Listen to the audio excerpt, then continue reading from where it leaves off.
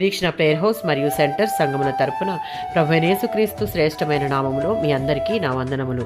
ఈ దినపు దేవుని మాట 121వ సంకీర్తన 3వ చరణం. నిన్ను కాపాడువాడు కునుకడు. 121వ సంకీర్తన 2-5 చరణాలలో యెహోవా విశ్వాన్ని సృష్టించిన సర్వశక్తిమంతుడు, విశ్వాసులందరికీ సహాయం చేసేవాడు.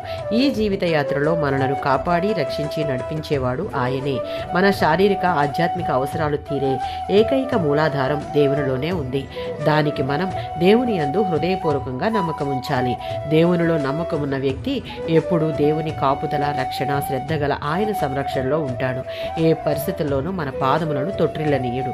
ఇశ్రాయేలును కాపాడువాడు కునుకడు, నిద్రపోడు. అదేవిధంగా మనలను కూడా కాపాడే దేవుడు ఆయన. మనలను కాపాడుటకు మన కుడి ప్రక్కను ఆయన నీడగా ఉంటాడన్న విషయాన్ని గుర్తుంచుకోవాలి.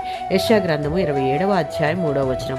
ఇశ్రాయేలును ఒక ఫలభరితమైన ద్రాక్షావనంగా చేయాలన్న దేవుని కోరికను ఈ వచనం తెలుపుతుంది. ఆ వనమునకు దేవుడే కాపు కాసి కావాల్సిన నీరును అందించి ఎవరునూ దాని మీదకి రాకుండా దివారాత్రము కాపాడుచున్నట్లుగా ఈ వచనం తెలుపుతుంది.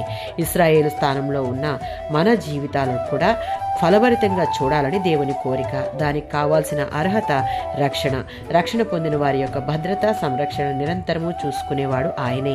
కనుక ఆధ్యాత్మిక జీవితాలను వాక్యము ఆధారంగా జీవించుటకు, దానిని అనుసరించి నడిచేవారంగా ఉంటే కునుకక నిద్రపోక మనలను కాపాడి సంరక్షించుటకు ఆయన ఎప్పుడూ సిద్ధమే. ఆమేన్.